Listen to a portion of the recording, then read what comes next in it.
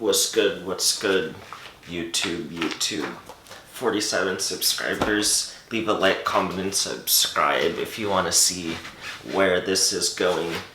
I feel like it's going somewhere good. So, definitely like, comment, and subscribe. Can't wait to see how this goes. Yeah, so let's talk about this one. Essentially, planned economies lead to a lack of incentive to produce. And you guys already know this if you're watching this channel.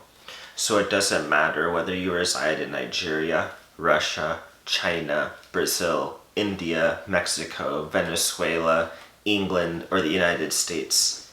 Essentially, planned economy inevitably leads to a lack of natural incentive to produce stuff, whether it be families, goods, services, new inventions, new technologies, anything, new ideas even.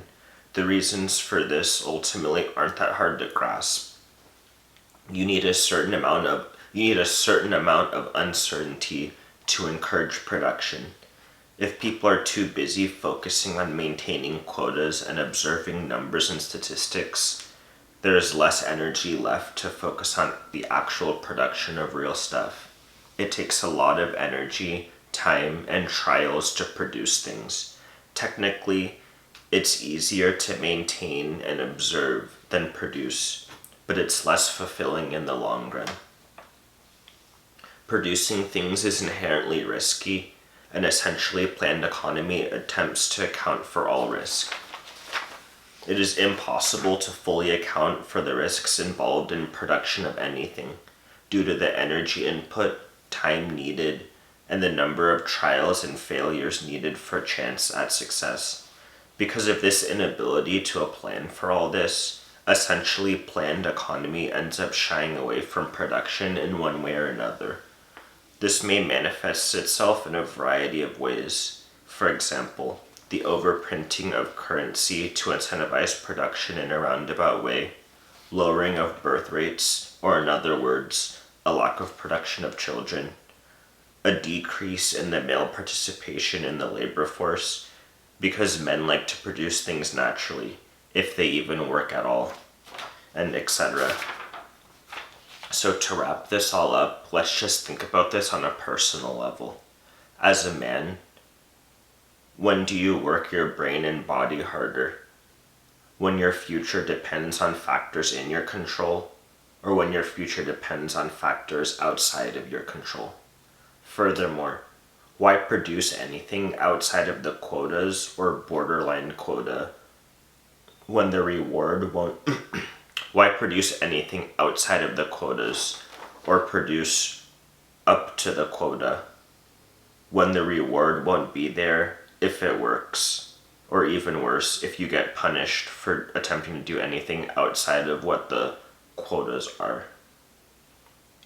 And also, why not spend as little energy meeting the quota as possible when there is no real reward for going over the quota, or expending more energy or attempting to do anything different, even if it's successful?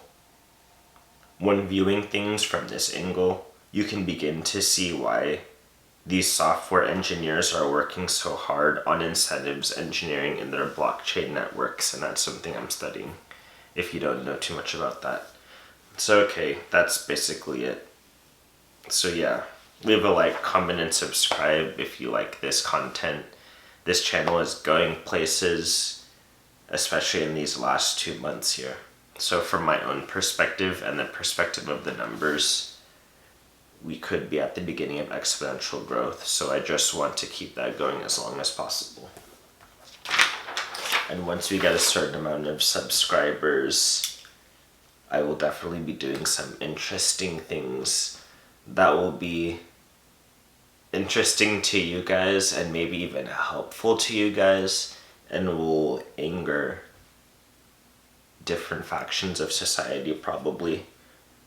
But remember that this is a healthcare network, so things that make men healthy here, and probably women healthy too, but maybe they just might not see it in the short run. So, yep, that could be in our future here. Just keep those subscribers coming, keep that watch time coming, and peace out and stay healthy until then.